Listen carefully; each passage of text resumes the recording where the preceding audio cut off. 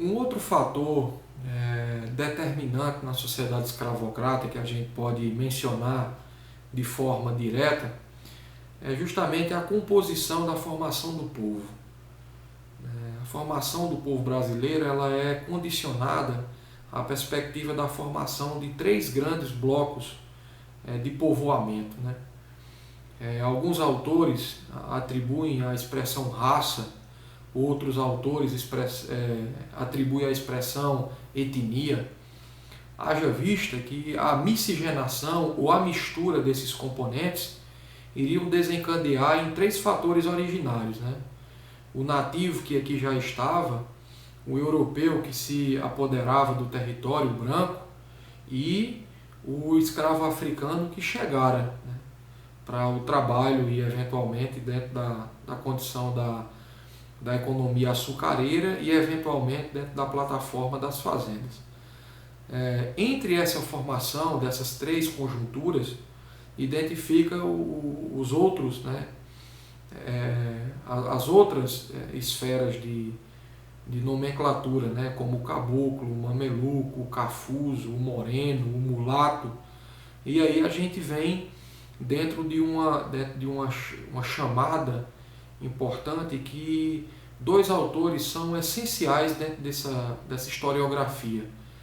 Um dos autores, né, que tem uma das obras mais reconhecidas dentro da literatura brasileira, dentro da composição e formação desses estudos técnicos acerca do povo, é o Darcy Ribeiro. O professor Darcy Ribeiro escreve O Povo Brasileiro, uma obra premiada, de grande relevância e de grande teor, né, de detalhamento dentro dessa estrutura, né, do que a gente pode falar da genealogia do povo, né, dentro das composições e aberturas para com as famílias originárias, tradicionais, as nomenclaturas e, eventualmente, né, a perspectiva do trabalho, do social, da política, né, que vai casar com outra obra fundamental, chamada Raízes do Brasil, escrita pelo Sérgio Buarque de Holanda, outro grande autor de uma sapiência estruturante e fundamentada dentro da condição embrionária da composição tanto social, política, econômica, religiosa e eventualmente, né, das diretrizes que formam, né, esse povo tão múltiplo, tão heterogêneo e que eventualmente consegue enquadrar-se como um fator antropológico. Ou seja, a miscigenação certamente é a maior das conquistas do período do Brasil colonial. Porque a formação do nosso povo é a formação única. Haja vista que o brasileiro em si, ele não tem uma composição originária específica, a não ser que você atribua aos povos que são isolados nas regiões da grande Amazônia.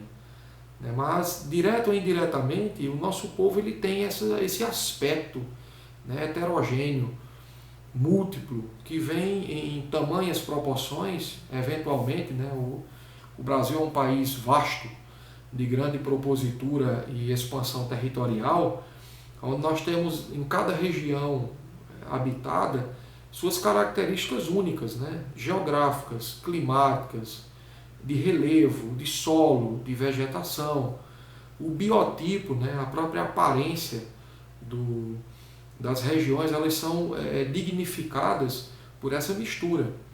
Se você for adentrar dentro dos estudos mais técnicos, né, você vai ver os dialetos, os modos de se vestir, a culinária, né, a própria fauna, a própria flora, as condicionantes de subsistência, de sobrevivência, as características oriundas aos ritmos musicais, a composição, né, e o enraizamento, né, dentro da originária, né, podemos dizer, antropologia que acomete a grande riqueza cultural brasileira. Então o Brasil é um país extremamente condicionado a essas especificidades, que dificilmente um povo no mundo tenha tantas evidências diversas como tem o brasileiro, né? Então precisamos enaltecer essa ideia da miscigenação. Ao mesmo tempo, a colonização ela trouxe ao enredo dessa grande formação 5 componentes que são extremamente gritantes dentro da esfera de sociabilidade. Uma delas é o preconceito, né, que é tão ainda visto nos dias de hoje. É o preconceito muitas vezes velado, muitas vezes explícito, entre as características que evidenciam, né, as composições tanto das classes, como também da esfera, não menos importante, da composição orçamentária, né? Mas outro fator é a discriminação, que ela vem encaminhada não só pela circunstância da classe em si, mas das práticas, dos hábitos, né? E eventualmente dos eixos, né, na qual você está inserido. O ato discriminatório, ele é muito similar ao ato preconceituoso, apesar de que o preconceito ele muitas vezes ele é circunstanciado por uma ideia preconcebida antes mesmo do conhecimento de fato. E a discriminação ela surge também na perspectiva do próprio olhar, que ele é avaliativo, né? Destrutivo, malévolo, deletério, depreciativo, né? A discriminação ela tem esse enredo aí extremamente medíocre, né? A outra ideia é a xenofobia, quando se tem aversão à pessoa ou coisa estrangeira, e esse cenário ele é permitido como que o brasileiro ele pode ser avesso a outra cultura, como ele não pode se agraciar de receber outro povo, sendo nós um povo que não existe uma cor pré-definida, a tonalidade da pele, que vai ser uma estrutura exclusiva do grande mal, ou de um dos grandes males da sociedade, que seria a ideia do racismo. Mas como que o brasileiro ele teria esse despontar e ousar não agraciar os povos que vêm de fora para o território brasileiro? E aqui eu não quero discutir as situações contemporâneas dos refugiados, mas é importante mencionarmos que nós temos no nosso tronco genético, dentro da nossa composição do DNA, e isso é biológico, né? Essa identificação entre o branco, o negro e o índio. Então é importante mencionarmos isso, né? O racismo, ele por si só, ele fala do tamanho da agressividade quando se observa uma tonalidade de pele ou quando se porta algum ser humano nas concepções deploráveis de comparar a circunstância entre poderes dentro de uma composição da tonalidade da pele.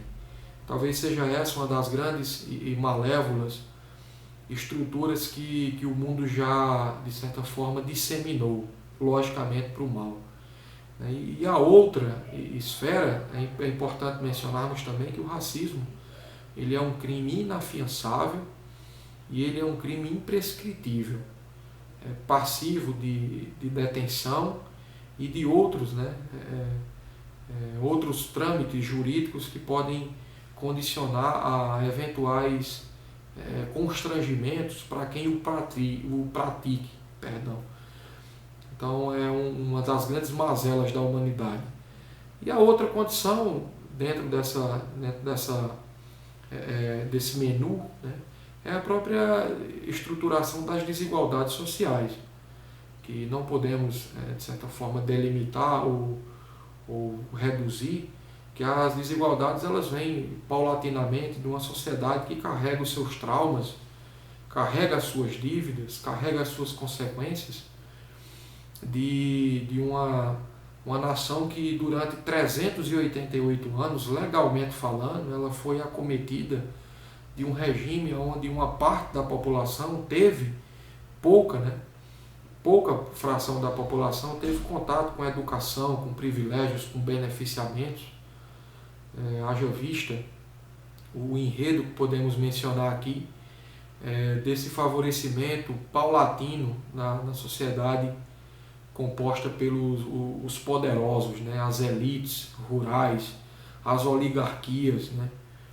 os detentores do poder, enquanto a grande composição era distribuída para com o trabalho, seja escravocrata, seja exploratório, seja da usura, seja da composição também, né, dos regimes de posses, né, e eventualmente do sistema que prendia o homem a um processo de não conhecer seus direitos, seus deveres. A própria legislação ela falha, não existia essa composição legal, essa perspectiva também de enraizamento, né, dentro da população explorada. Porém, é importante dizermos, eventualmente, que uma fração dos negros que viviam dentro desse sistema, uma minúscula parte, tinha acesso a conhecimentos, poucos mais, principalmente dentro do que se pedia a ideia do letramento e eventualmente de conhecer os números para eventuais situações de domínio das operações matemáticas, né, para com a engenharia da economia proveniente da fazenda.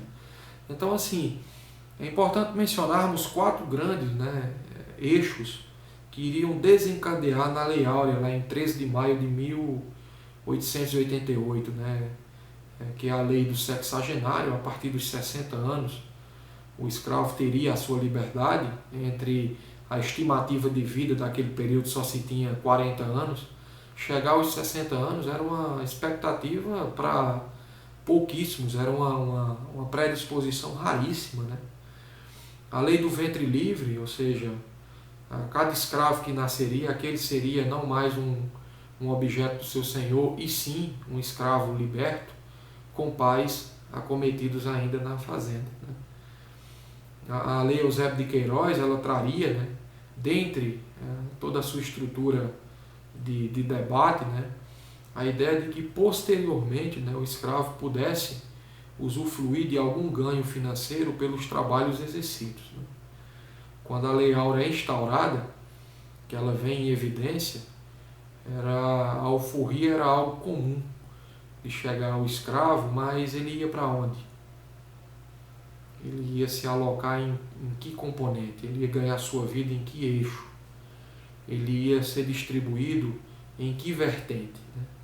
Isso é uma situação que a Lei Áurea não respondeu, ela não amparou, né? E aí começa o desenhar, né, de uma sociedade complexada com esses abandonos, com o que muitos autores, né, falam de uma dívida impagável para com uma projeção secular que deu, né, muitas riquezas, deu muitos favorecimentos às elites rurais, agrárias, políticas, né, detentoras desse poder, enquanto a própria legalização das constituições ou das leis em vigência, elas não amparariam a grande parte da população que, em alguns casos, rasgava sua carta de alforria e pedia para voltar para a fazenda, que já não era uma situação simples, voltar para o seu território de origem. Isso era uma situação impensada, né?